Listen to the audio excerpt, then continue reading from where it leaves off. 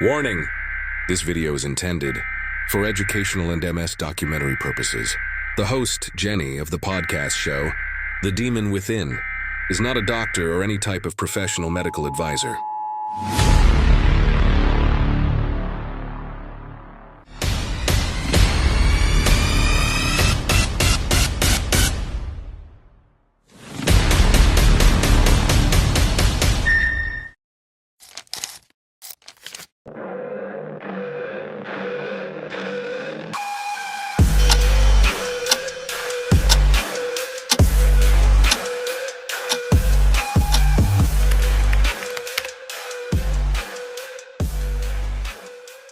I am a warrior. They tell you that when you're diagnosed with multiple sclerosis, you're beginning a battle with a demon. And they're not wrong. The demon is inside the nerves, chewing on the wires, and dimming the lights in the hallway of your own brain. But there's a second monster. One that doesn't live in your myelin shaft. This one lives in the mouths of the people you love. It lives in the get well cards and the prayer circles. It's shiny, it's bright, and it's absolutely suffocating. Today, we're talking about toxic positivity, the silver lining that feels more like a noose. I'm Jenny, and this is The Demon Within, Surviving a MS. A few weeks ago, I was having one of those days. You know the ones. My left leg felt like it was encased in lead. Ugh, and the MS hug, you guys. The MS hug felt like a corset made of barbed wire. It was miserable. I was tired. Not, I need a nap tired, but my soul was vibrating with exhaustion. That day, I happened to run into an old acquaintance at the grocery store. I was leaning heavily on my cart, probably looking like a ghost. She saw me, and she did that head tilt. You know, the one with pity. And she told me, Jenny, you'll have to stay positive. God only gives his toughest battles to his strongest soldiers. In that moment, I didn't feel like a strong soldier. I felt like a human being whose body was literally glitching. How am I supposed to respond to that? If I respond to how I'm really feeling, I'm the toxic one. I'm the weak one. Toxic positivity is the force and position of happiness. It's the idea that if you just smile hard enough, your lesions will magically disappear. It's almost like a haunting in a horror movie, because it forces us to hide our truths in the shadows so we don't make other people uncomfortable. I'm going to get into the heavy stuff today, so I hope all of you listening out there are ready for it.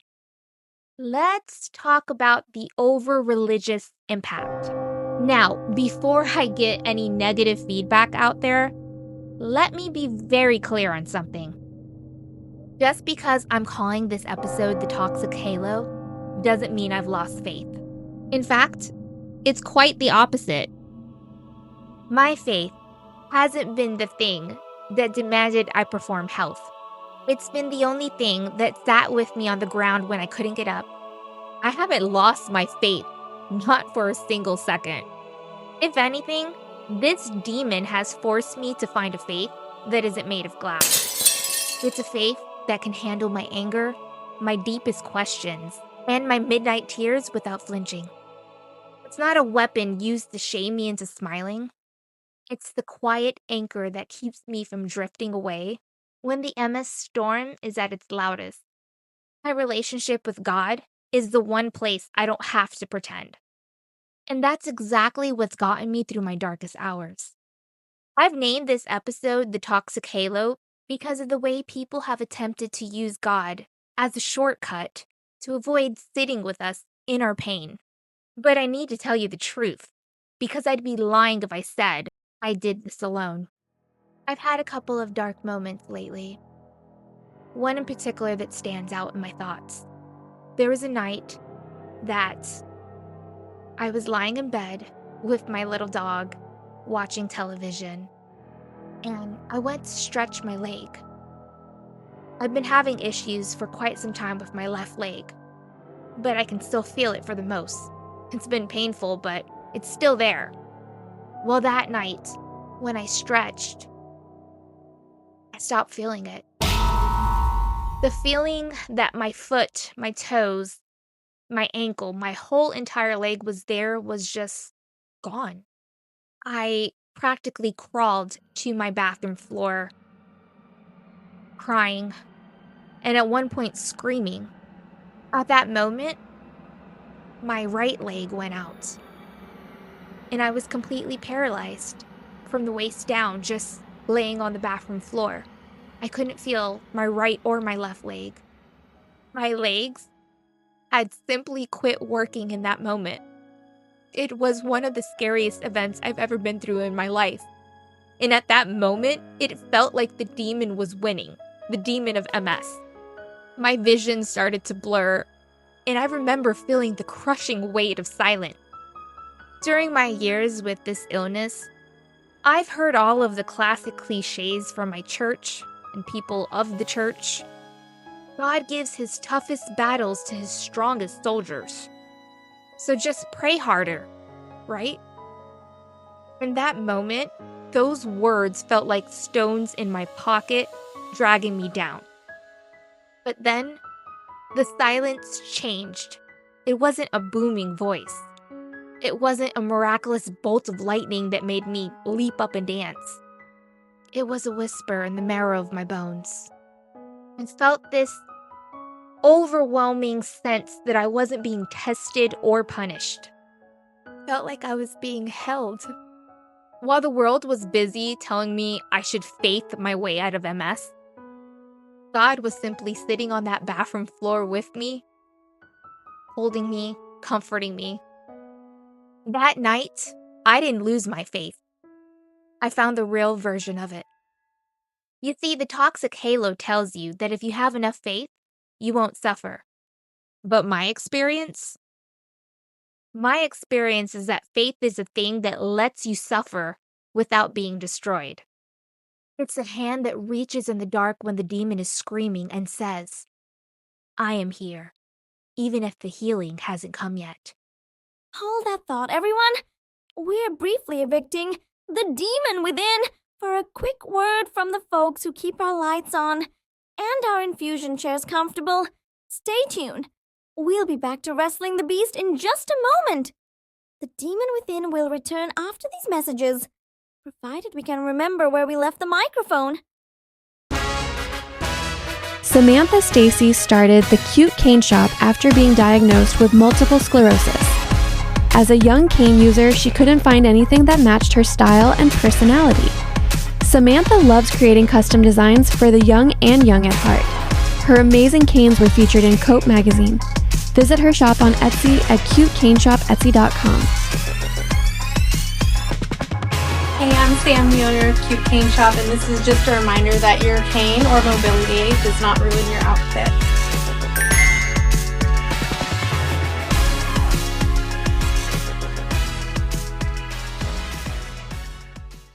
I haven't survived MS because I'm staying positive. I survived because I serve a God who isn't afraid of my disability. He doesn't need me to put on a show or wear a fake smile to be worthy of his love. His faith is the anchor that is hooked into the bedrock of my soul. And even when the MS storm takes my sight or my balance or even my breath, that anchor holds me. It has never slipped, not once. So, if you're listening to this and you're angry at the churchy things people say to you, know that it's okay to reject the words while still holding on to the word. You don't have to be perfectly positive to be a person of faith. You just have to be honest. And for those of you listening out there, I'm not biased on what you believe or what your faith is. To each its own. And I respect your beliefs, whatever they may be. For many of us, faith is a lantern in the dark. But for others, it becomes a weapon used for the well-meaning. Have you ever been told that your MS is just a test? Or worse, that your lack of healing is your lack of faith. I remember a man once told me, if you just have enough mustard seed of faith, Jenny, you'd walk out of that fatigue. Do you hear the horror in that? The implication is that the demon within me was invited by me, that I'm choosing the tremors, that I'm choosing the blindness in my right eye because I didn't pray correctly. This isn't just annoying, it's spiritual trauma. It creates a spiritual ghosting effect where you feel abandoned by both your body and your creator. They aren't helping you carry your cross. They're just adding more weight to it. So why does it feel so dangerous to be honest about your pain? Because the world is terrified of what we represent. We are the reminder that the body is fragile, that life isn't always a manifestation of good vibes. When people dump toxic positivity on you, they aren't doing it for you. They're doing it to protect themselves from the fear that this could happen to them as well. But here's the truth, my fellow warriors. You are allowed to be terrified. You are allowed to be angry at your nervous system.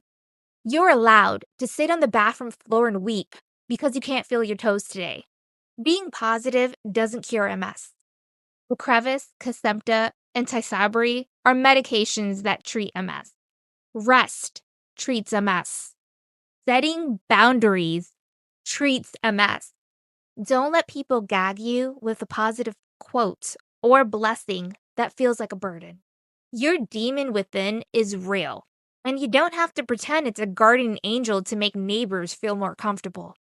So how do we fight back? How do we stop performing? The next time someone tells you to just look on the bright side, it's okay to say, I appreciate your kindness, but right now, I'm not looking for a silver lining. I'm looking for someone to sit in the dark with me. It takes a terrifying amount of courage to be vulnerable. To say, I'm hurting and there's no reason for it. It just is. That's where the real strength lives. Not in the fake smile, but in the grit it takes to wake up, look the demon in the eye, and say, we may have a hard day today, but that's okay. To the friends, the sisters, the brothers, the mothers, the fathers, the aunts, the uncles, and the partners listening, I know you're scared too. You're watching someone you love get pushed around by a demon you can't see. And your instinct is to grab the brightest light you can to scare it away. But sometimes that light is so blinding that it prevents us from seeing the path in front of us. If you want to help us survive this illness, you have to stop trying to fix the shadows and start learning how to stand in them with us. Instead of saying, look on the bright side, try saying, can't imagine how heavy this feels, but I'm not going anywhere. Genuine positivity isn't about deleting the pain. It's about making space for it. Replace the empty get well soon cards with specific tactical strikes to the demon. Don't ask us, what can I do? That's just another task for our tired brains to process. Instead, say, I'm heading to the store. Give me your grocery list. Can I pick you up a gallon of milk? Or, I'm coming over Thursday to do the dishes. You don't even need to get out of bed. Real support isn't a motivational poster. It's a load of laundry done without being asked. It's permission to cancel plans at the last minute without a side of guilt. When you validate our reality instead of trying to pray it away, you aren't being negative. You're being a shield bearer. Now remember, the most positive thing you can do is believe us. When we say we're exhausted, don't say, I'm tired too. We all get tired. When we say we're in pain, don't remind us of someone who's worse. Just look us in the eye and say, I believe you. That sentence alone is like a powerful exorcism. It breaks the spell of isolation that MS thrives on. By trading the toxic halo for honest empathy, you aren't just helping us survive. You're helping us find a version of good that actually feels real. Don't touch that dial. You won't believe the tip we're sharing in the next segment. It's a total game changer for your daily routine. But before we hit a home run with that, let's take a quick time out for a word from the amazing sponsors making this show possible. Stick around. You don't want to miss this. Surviving Life is a deeply honest and uplifting memoir by Ricky Harvey, a British author who has lived with primary progressive MS for over 2 decades. From a turbulent childhood marked by family conflict to the challenges of serious illness, Ricky shares a life shaped by resilience, love, travel, and unmistakable British humor. This is not a medical book, but a lived experience story, one that balances tears with laughter and hardship with hope. Along the way, Ricky reflects on marriage, family, disability, and the importance of finding light even in the darkest moments. As praised by Paul Lima, the book is told with humor, honesty, and a huge heart. Surviving Life is a reminder that love, family, and humor can carry us through anything. Surviving Life can be purchased on Amazon. The author of this book, Ricky Harvey, donates 20% of royalties to his local MS therapy center. To family members and friends who know someone struggling with MS, I'm going to help give you a quick guide to help you move from toxic positivity to true presence. Stop saying, everything happens for a reason, or God gives his toughest battles to his strongest soldiers. Start saying, this is incredibly unfair, and I'm sorry you're going through it. Validation tells the patient they don't have to hide their pain to make you feel comfortable. Let's talk about tactical strikes. Stop asking, let me know if you need anything. This puts the work of thinking on the patient, which is very frustrating when we're so darn tired as it is. Start doing instead. I'm at the grocery store. I'm dropping off milk, eggs, cheese, and bread on your porch in like 20 minutes. As I've always discussed on this podcast, decisions are exhausting. Thinking for MS patients is exhausting. Taking a task off an MS patient's plate without being asked is a true act of war against the disease. Lessen the burden of making an MS patient have to think. Take that task for them. Let's talk about holding the lantern of faith over performance. Stop saying, if you just had more faith, you'd be healed. Start saying, I'm praying for your strength today, and I'm here to sit in the pews with you. The reason is because real faith isn't a magic wand. It's an anchor.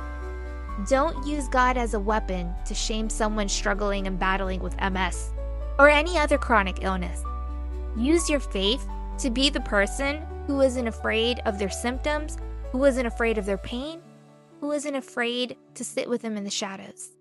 And please, for all of you out there, my next one is respecting the social battery. Let me explain that.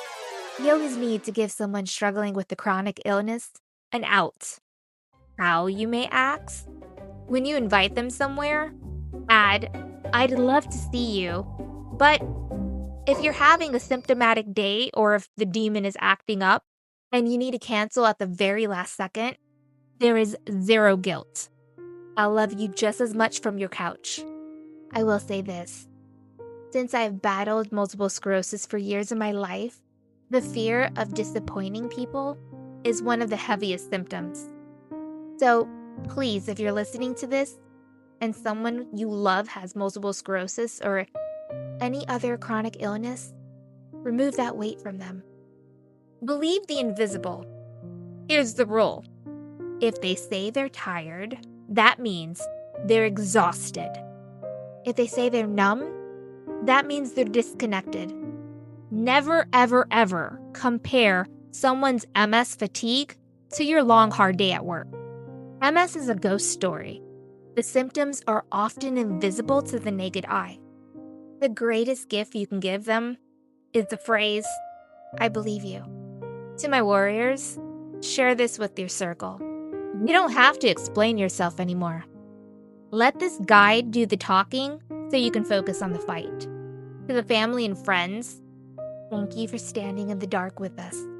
We see your hearts, and we need your shield. Before I let you go and get back into your daily routine, back into the world, I want you to take a deep breath with me.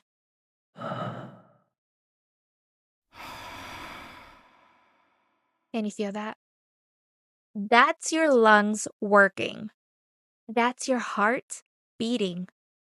That's the physical proof that despite the demon within, you are still here. Today, we've walked through the dark halls of the toxic halo. We've looked at it for what it really is. Not a crown of light, but a gilded weight to keep us silent.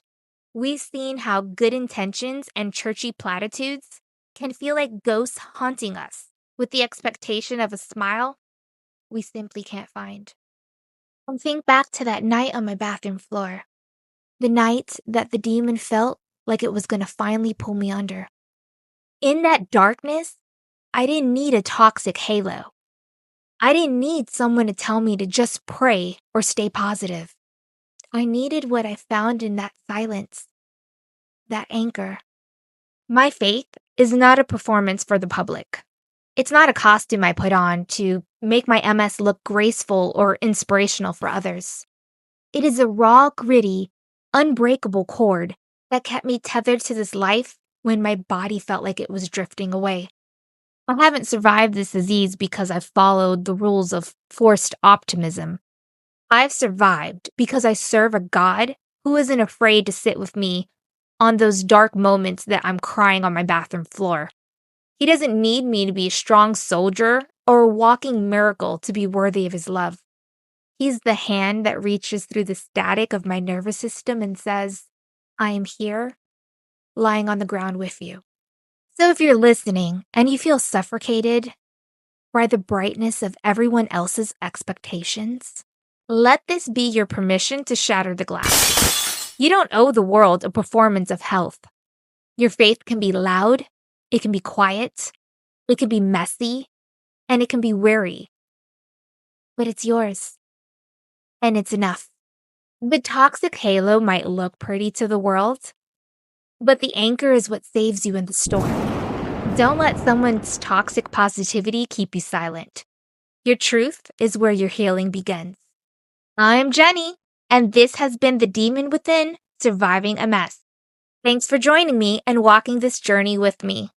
If you've been guilted by the good vibes of others, I hope this episode gives you permission to spit it out. Your pain is valid. Your struggle is real.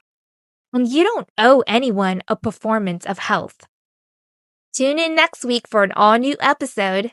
Until then, keep breathing, keep fighting, hold fast to your faith, and don't be afraid of the dark.